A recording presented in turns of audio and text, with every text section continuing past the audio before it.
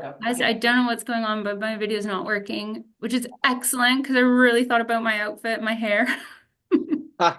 Me too. I can tell.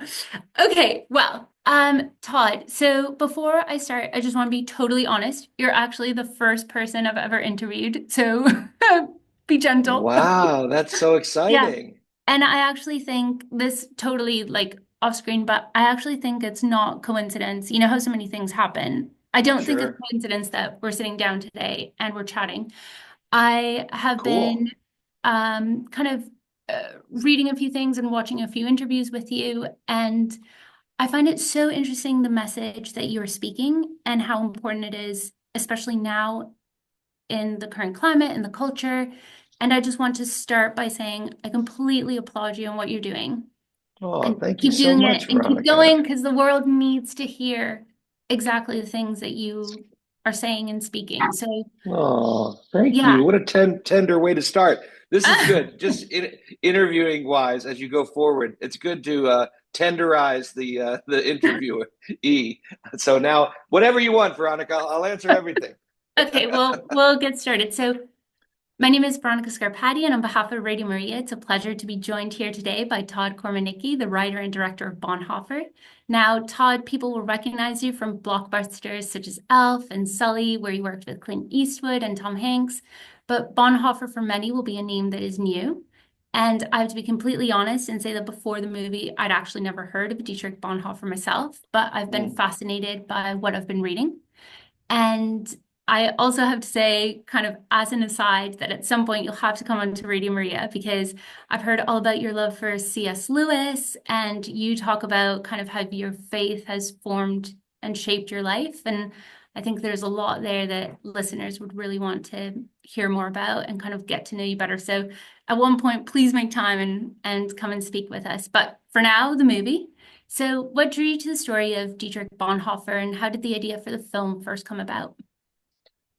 Well, I was tracked down by Dietrich. I've been sharing the notion of an amazing John Milton poem called "The Hound of Heaven," and Hmm. I don't know if you're familiar with it, Veronica, but in the poem, a man is fleeing through the woods, terrified that he's being chased by a mad, ravenous hound, and when he finally runs out of energy and he thinks he's going to be devoured, he turns around and sees that the whole time it was God chasing him to tell him that he loved him. And I've always just adhered to that deep belief because I feel my life is a story of rescue and God tracking me down and saving me, telling me he loved me. So that's what I felt happened with the Dietrich story. It was not something I was pursuing. Um, when it was first brought to me, I said no to writing it. Then after I wrote it, I said no to directing it.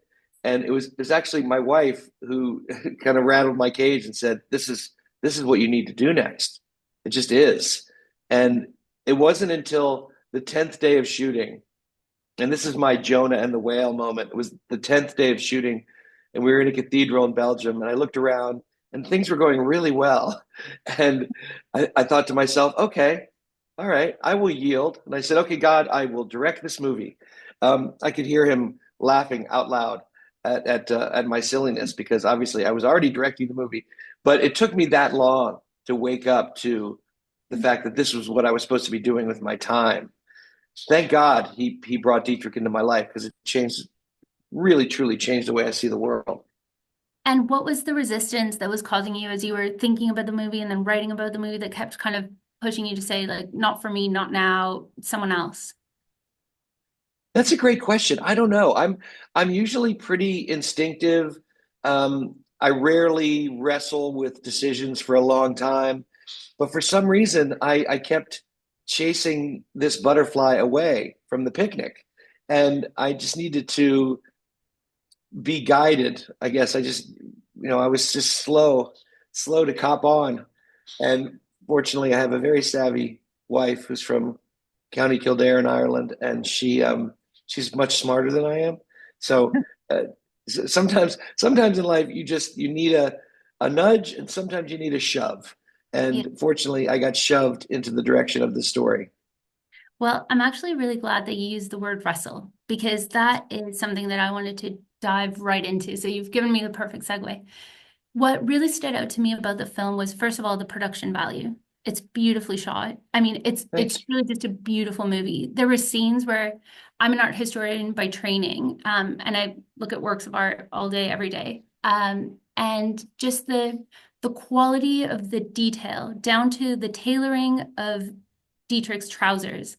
It was just exceptionally elegant and just a pleasure to see, and really helped to carry the quality of the message through the medium itself. But speaking of wrestling, and along the lines of that quality of the movie itself, there were scenes that felt so authentic, so resonant. And as one watched, you couldn't help thinking, the people behind this have lived this experience. So, for example, there's those scenes of Dietrich in his jail cell, and he's Mm. wrestling with God. And it's so authentic, that experience of him kind of in bed in the dark. Everyone else has kind of gone to bed. There's this beautiful contrast that you have with his cellmate who kind of sleeps peacefully. There's this one shot that just pans to him, and he's completely content and kind of dreaming away. And Dietrich is struggling and crying and speaking out loud with God, and then immediately pulls out his notebook and starts to write. And as I was watching it, I thought that can only come from someone who's had that experience, who's gone through that, and like that has to be lived experience. That was for me part of the beauty of the film. Is that something that, as you were filming and writing, kind of felt true to you, and were you putting a little bit of that kind of lived experience into the film? Well, you're very accurate in saying that I've lived that. I didn't live it in a prison cell. I lived it in a prison of my own making, Yeah. certainly, because I found faith on the other side of atheism Mm. and a long walk into the dark. So I've certainly had those moments, the dark night of the soul, and trying to scribble my way out of it, and journaling and writing. It's really hard to write in the dark. You can't really see what you're writing, and it's hard to read, but you do it because somehow you're trying to scratch at the darkness and get a little light to peek in. There's a great quote, a lyric from Bruce Cockburn, the extraordinary Canadian singer-songwriter, and he said, "You have to kick at the darkness until it bleeds daylight." And that's what Dietrich is doing in those moments. And yes, I was very well acquainted with the dark. Thankfully, I was rescued, and otherwise I wouldn't be here to talk with you. Wow. And was there a particular scene along those lines that kind of really spoke to you, and that maybe you were super excited to film? And in the moment, it either worked and you felt, that's it, we got it, we've nailed it. Or conversely, in my mind, that was going to be stronger or different. And actually, it didn't quite satisfy. Well, no, the scene that you're talking about in the prison, especially the close up of our actor Jonas Dassler Yeah. and the tears running down the side of his face, and he's begging God to take him.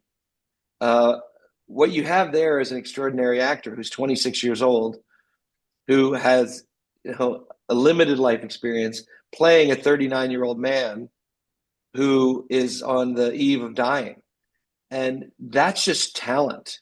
Yeah. The talent of my cast was so extraordinary, and Jonas is he's not a man of faith, but he's got this wide open and hopeful spirit, and it allows a pass through. It allows the truth to travel in and out of his heart, and we were able to get these moments. And I've always thought of the camera as a thief on movies, that you really just need to steal one or two moments from every setup.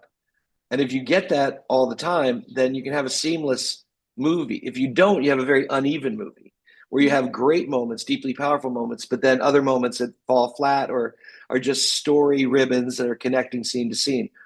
So I take that very seriously, that every frame of the film is capturing the same level of authenticity. And I'm so glad you noticed the trousers and all that stuff.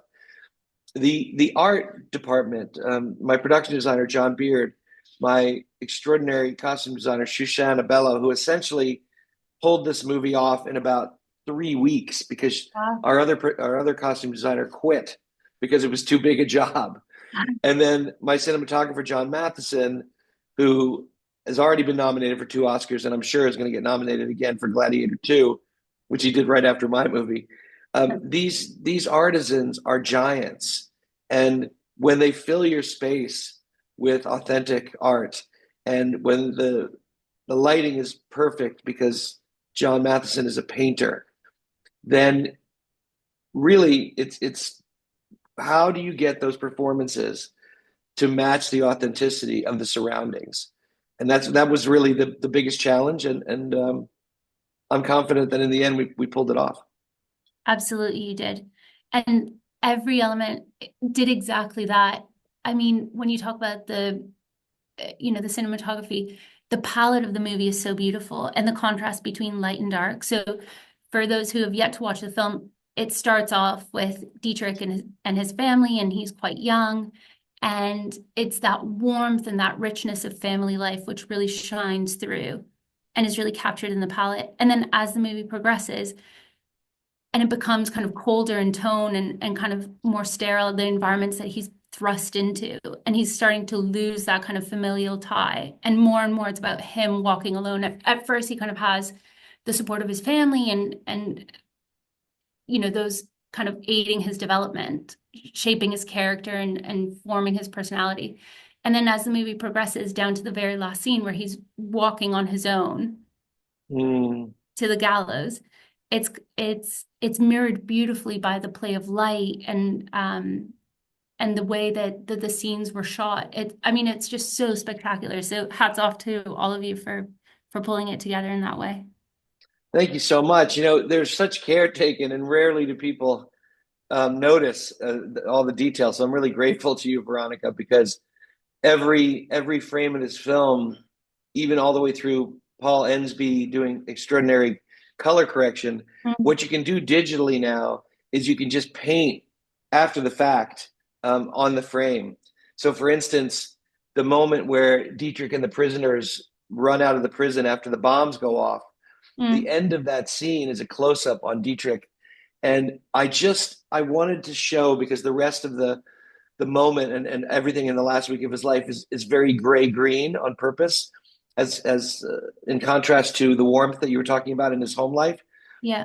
But I wanted to do something very old fashioned with that close up, which was bring light as if we had a light there to bring just across his eyes, because that is a moment where he sees that whatever he thought about escape or hope has just vanished. And I wanted to highlight that he saw that in those pale blue eyes. And so I had Paul Ensby just paint with light softly across his eyes as the camera pushes in. Now, you weren't able to do that 20 years ago, but now you can. And it jumps off the screen, especially on these digital and laser screens that are extraordinary. Just seeing the movie in New York City, and we're going to be seeing it all around the world. What's capable on a screen for an audience, you can really invite them in and add all these painterly touches wherever you like. It's an incredible privilege to be able to do that kind of detailed visual storytelling now.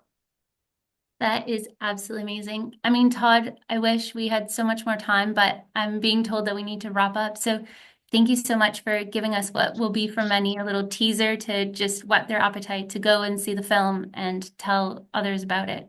It's truly Where are exciting. you located? Where is the radio station? The radio station is actually in London. I actually work at an auction house. I work at Christie's. I'm an Oh, how auction. cool. And I started volunteering with Radio Maria a week ago, and I got an email if I wanted to do this. I had no idea who you were. I had no idea about Bonhoeffer. I Googled really quickly. I said to Father Toby, who's the director of Radio Maria, yes, do I want to interview a Hollywood director? Yes, absolutely. And then I have to say, as I was reading about you and I watched this one interview with you yesterday, when I was watching the movie, I didn't know what your faith background was. I actually didn't know if you were Christian at all. And I have to say, when I saw this interview and you're talking about like Christ is king in my life and he's the person that defines everything that I do, I thought, oh, thank God. Because the movie shone with that, but to actually hear the behind the scenes and know that that was, the color behind it, it was so satisfying. And I truly believe it when I say it, like people are given gifts for certain reasons. And I really think, I mean, obviously, who am I to tell you, but I really think you were given a gift and that you know, it's not, this is why I said like the wrestling scenes in the film, like sure you can say that the movie is about like virtue or courage in the face of darkness. That's like the easy way to say it. And it's true, it is.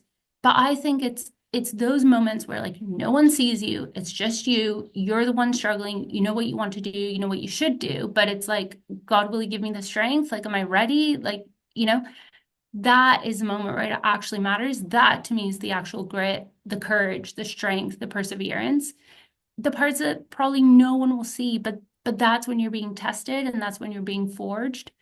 And I can only imagine you must have had so many moments like that making the film. And I think people need to hear about that because it's super exciting to say, and I started the interview saying like Elf and which I've never actually seen, sorry, but like Elf and Sully and all that stuff. My brother was like, you have to say Sully because my dad and my brother are pilots and they loved Sully. And Oh, cool. oh my God, my That's dad had great. made us watch that movie so many times. Please, Uh, what are your dad and brother's names? Rodolfo, we're all Argentinian, but we live in Canada. Well, you got to give them big love. I have massive respect for pilots. Yeah. I went into working on that movie knowing nothing about aviation and had to There we become an go. expert. And I'm just in awe of pilots. They're so cool. Yeah. Well, for them to say that they liked it is real like kudos because they're very critical of other movies where there's like airplanes or scenes in like cockpits or stuff. Yeah. Anyways, Todd, I'm being told that I'm like running I over. know So Emma has appeared. I feel like this is a movie where big sister comes in and says, "Time is up." yeah. But Well, please, like, Veronica, God bless you. I'd love thank to you. talk to you again. I really appreciate everything you said. You're a Mm, great interviewer and you're a thanks. great watcher of the movie too. Wow.